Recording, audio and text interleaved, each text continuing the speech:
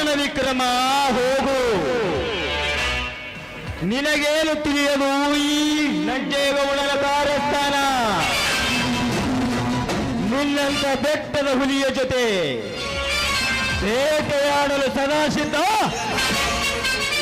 ಈ ನಂಜೇಗೌಡ.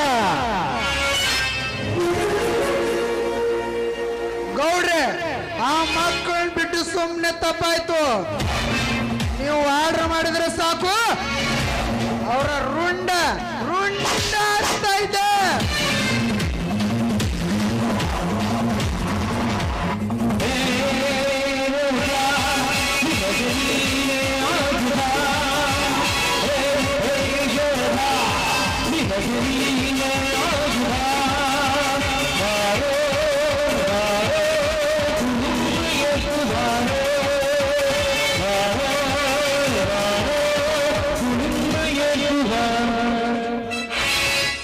ಕಂಡರೆ ರುಂಡ ಹಾರಿಸುವ ಪುಂಡನ ರಾಜ ನಾನಾಗಿರುವಾಗ ಯಾರ ರುಂಡ ಹಾರಿಸಬೇಕು ಹೇಳಿದನೆ ಈಗಲೂ ಹಾರಿಸುವೆ ಕ್ಷಣದಲ್ಲಿ.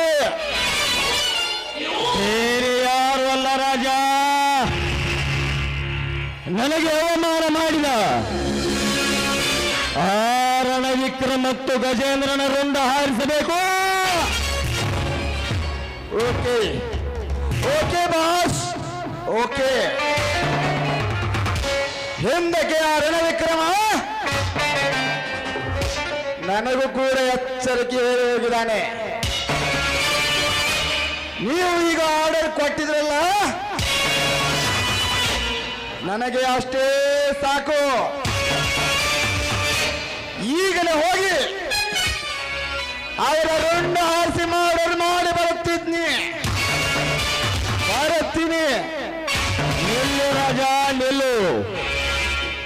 ಮೊದಲು ಆ ರಣವಿಕ್ರಮನ ರುಂಡ ಹಾರಿಸುಕ್ಕಿಂತ ಮುಂಚೆ ಹಾರಿಸು ಈ ತಿರುಶಕ್ತಿಯ ದುಂಡ. ತಿರುಶಕ್ತಿ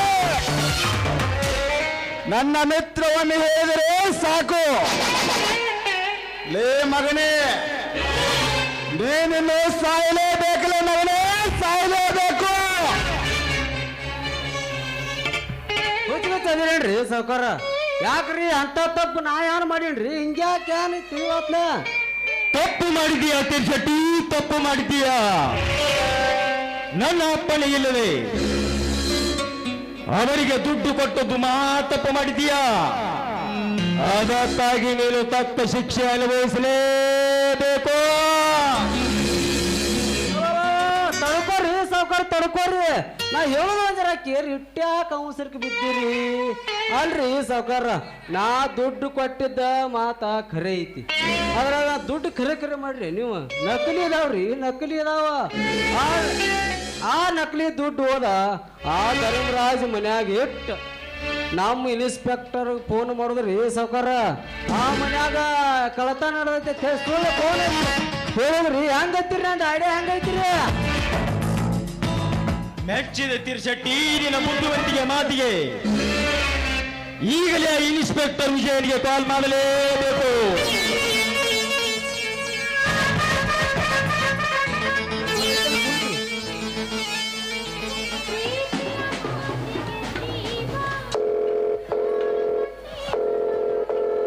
ಹಲೋ, ನಾನು ಈ ಊರ ಅಗರ್ಭ ಶ್ರೀಮಂತ ನಂಜೇಗೌಡ ಮಾತನಾಡುತ್ತಿರುವುದು. ನೋಡು ವಿಜಯ್, ಇವತ್ತು ಆ ಧರ್ಮರಾಜನ ಮನೆಯಲ್ಲಿ ಖೋಟಾ ನೋಟಿನ ವ್ಯವಹಾರ ನಡೀತಾ ಇದೆ. ಅದಕ್ಕಾಗಿ ಇಮಿಡಿಯೇಟ್ ಆಗಿ ನೀನು ಅವರನ್ನು ಅಡಿಸ್ಟ್ ಮಾಡಲೇಬೇಕು.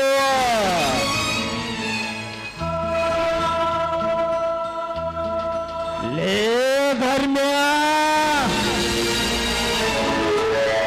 ನೀನಿನ್ನು ಜೈಲು ಕಮ್ಮಿ ಏರಿಸಲೇಬೇಕು.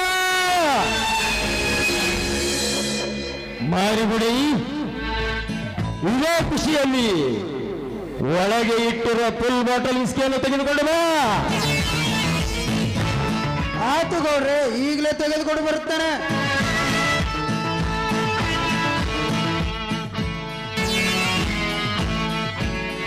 ಲೇ ತಿರುಶೆಟ್ಟಿ, ಇದೇ ಖುಷಿಗಾಗಿ ಹಾ ಪಕ್ಕದ ಮನೆ ಪದಮಾಳಿಗೆ ಫೋನ್ ಮಾಡಿ ಬರಲು ಹೇಳು. ಫೋನ್ ಹಚ್ಬಿಡ್ರಿ. ನಮ್ಮ ಜೊತೆ ಕುಣಿದು ಡ್ಯಾನ್ಸ್ ಮಾಡಿ ಹಾಡಲು. ಗಪ್ರಿ ಸಾಕೋರ್ ಗಪ್ರಿ ಯಾನ್ ರೊಟ್ಟಿ ಗಿಟ್ಟಿ ಮಾಡೋ.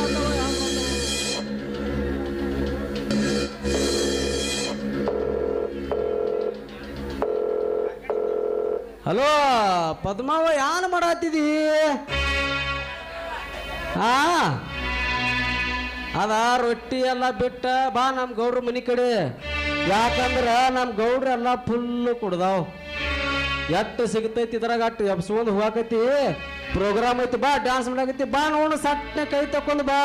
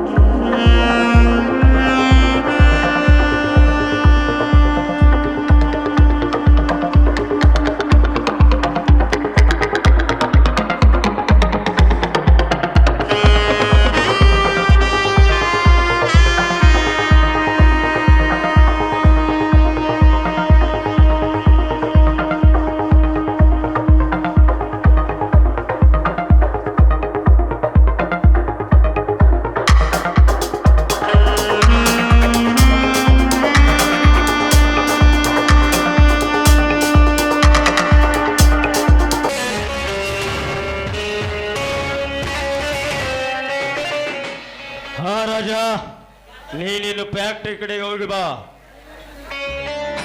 ಆಯ್ತು ಬಾಸ್, ನಾನು ಈಗಲೇ ಫ್ಯಾಕ್ಟ್ರಿ ಕಡೆಗೆ ಹೋಗಿ ಬರುತ್ತೇನೆ. ಹಾ ಕೆಂಚಟಿ, ಮಾರಿಗುಡಿ, ನೀವಿಬ್ಬರು ಕೂಡಿಕೊಂಡು ಆ ರಣವಿಕ್ರಮನ ಜಮೀನು ಹಿಡಿದುಕೊಂಡು ವಿಡಿಯೋ ಮಾಡಿಕೊಂಡು ಬನ್ನಿ.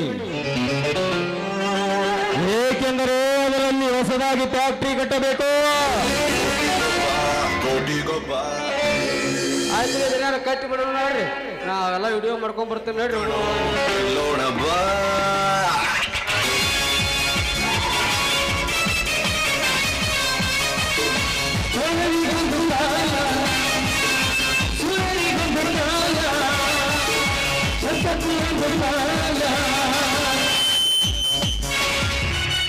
ಮೇಘಜ,